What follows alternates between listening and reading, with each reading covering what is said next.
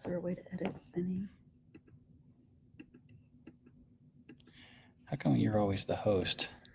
Because we forgot to change who is the host. Whatever. What time is it? 4:30. It's time to do this thing. And then how do I share this? Oops.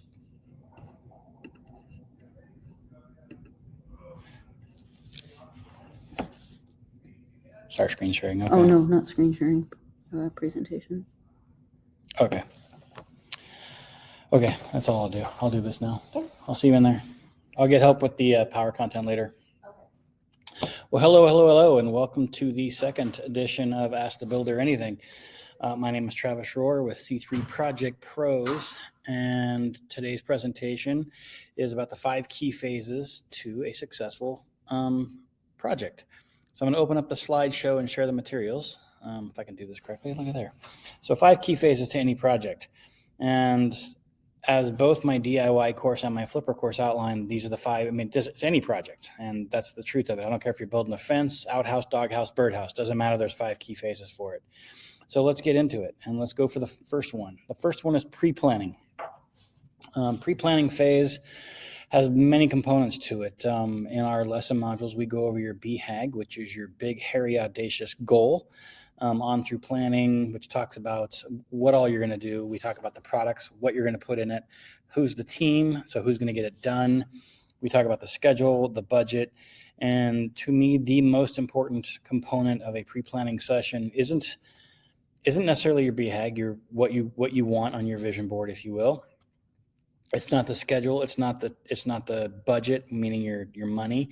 It's not your team. The most important thing is once you have all those components together, it's the pre-construction planning meeting, and that's right prior to kickoff. So what you're going to do there is you're going to bring all the key players together. So your team's coming in, your who's and your how's.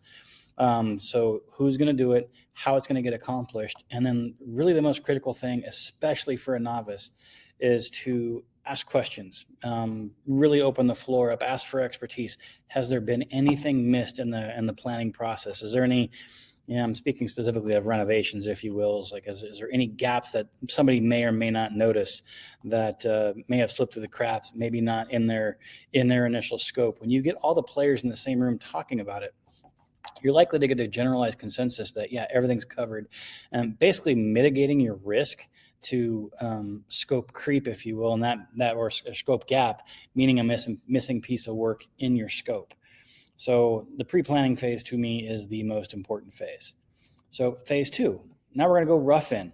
This is all the behind the scenes stuff. So it starts off with, you start with your house protection, basically protecting anything that you don't want damaged during the demolition part of the rough in phase. So you're opening up walls, you're opening up, maybe tearing out cabinets, maybe you're, it could be just generalized site cleanup in order to prepare for something next to happen. Just basically getting yourself ready and protecting what you don't want damaged. And after that, you're going to, typically bring in any carpentry aspect you're going to have. So it's either a frame up, a reframe, movement of walls, something to the point where your MEP, mechanical, electrical, plumbing rough-ins can then occur. Now, when it comes to your MEP rough-ins, I tend to, in sequence of mechanical, then plumbing, then electrical. MEP is just a standard construction vernacular for it. But I always do mechanical first and I'll explain why. Mechanical, then plumbing, then electrical. The reason I do it that way is because ducts are the hardest thing to move around, then pipes are the hardest thing to move around, and wires are the most pliable, so the easiest thing to move around. So you take your given spots, like the plumbing has to go here and your ductwork has to go there. Wires can be pliable and move around, all that stuff. So that's why we do that. And at the end of your rough-in phase, what we're doing there is you're getting all your inspections and double checks, checking, Santa Claus, making your list, checking it twice, making sure that all your specifications are met for the future finish of this. And this is where Stephen Covey comes to mind. You start with your end in mind. Just like you're pre-planning, now you're rough-in, you're double checking, because now's the time to fix anything that's behind the scenes. I have a interesting concept of buildings, and I'm speaking in mechanical, electrical, plumbing. I think the mechanical system, it's your air distribution, if you will. To me, it's kind of like your breathing. It's your lungs, and then you've got your the wiring, the electricity. It's kind of like the blood flow. It's with the circuitry that makes stuff happens. And then, of course, the plumbing, which we all know what that means. Anyway, that's what I think about. Like that's why a building to me is kind of a living thing, and you need to protect it. Especially the outside shelter of your building. If you're doing an addition, you want to protect that as well, because then that's your exoskeleton, your skin, and all the things that go with it. So that's the first phase. First phase is pre-planning. Second is rough in. Third is cover. So you've got your inspections done. Now we're starting to put things back together. So this is going to be air sealing, detailing, insulation, drywall, things like that. So when I go talking about air sealing, detailing, I'm talking about any penetration in the sill plate, which is the bottom plate of a wall, or the top plates where maybe electrical wires have gone through, anything around ducting, all your piping. Get a can of cheap air foam around those things to make sure that you want the air where it's going to be.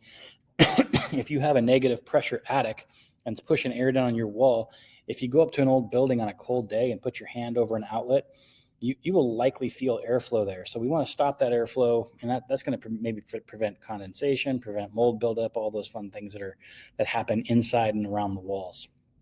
So anyway, that's your cover phase. Then you're insulating, and what kind of insulation you're going to have, as far as maybe it's sound insulation on the interior walls around a bathroom or a kitchen, that you don't want that noise transference. And of course, the insulation to the outside world. You're going to want to make sure insulate, vapor barrier, things like that, in preparation for your drywall. One tip with insulation is to make sure it's not overly compressed, because compressed insulation loses its R capacity. The fluffiness, the airflow inside that is actually what gives it that thermal barrier that's more protective. Then you're going to want a friction fit, not a really crammed in fit. So the more you compress it, the worse it gets. So, in this instance, more is not better. And then, of course, drywall. Get your drywall put on there, get it attached, and then your mud tape and texture is what you do prior to the painters coming in. So next phase. Installation. Now this is where the building, your project starts to come to life. This is going to be like where your painting is happening, then your hard surface flooring and your cabinets and all the things that make your building come together. And in this phase, I like to do, especially with its painted trim, I do as much trim, doors, casing, base, window sills, everything. I do it all that I can prior to the painter even getting there. And especially the baseboard where there's going to be carpet, because you can raise it off the floor the ½ inch, because then the carpet tucks. One tip that I use is, especially in your trim work, is then take the remaining lineal footage that you would have of the baseboard needed to finish and have it painted when they're painting everything else. So when the tile or the hard surfaces or whatever happens, all they're doing is minimal touch up because it's already painted. So you just installing with care, and they're coming in and finishing it. But anyway, this is the big show. This is your cabinets, countertops, doors, casing base, window trims, crown mold details, as much as you can possibly do prior to your punch list trim out. The next phase is closeout. This is what I call some of the details that really end up making a project come together, if you will. So any finished details, door trims, all your accessories, knobs, pulls, grab bars, towel bars, bath accessories, all those things that finish up the project. Maybe you've had some flooring go in and you've got a few pieces of baseboard that need to tuck in around a door or finish some of those items. Those things are really important to make sure they're done. And I'll tell you a funny story about myself even. So I owned a house for an 18-year period, and I remodeled it right when I got there. So I was so proud of myself because I did this whole remodel in the house in something crazy like 2 weeks, did all this work. Well, again, I left some baseboard off where there was a hard surface. I finished the hard surface and just never got around to it. For 18 years, that trim did not get finished. But then when I listed the house for sale, I went out in the garage, dug out some stuff, pre-painted some nonsense, put it on the wall, and I was done in a couple hours. So it's like, seriously, 18 years and you can't get your life together. It's like, frustrating. Anyway, make sure you do all your punch out details, do your closeout to completely enjoy your product when you're done with it. I mean, you've gone through all this work and effort, pre-planning and executing, finish the job. All right. And then, of course, let's go over them one by one. We had pre-planning. These are the 5 steps: pre-planning, rough in, cover, installation, and closeout. Those are the 5 phases in any successful DIY. And again, birdhouse, outhouse, does not matter. These are the 5 phases. If you'd like some more of this content, you can scan the flow code. And at this time, I'll open it up for questions. And all right, I got one on. I stated that the pre-construction planning phase is the most important. And okay, and why?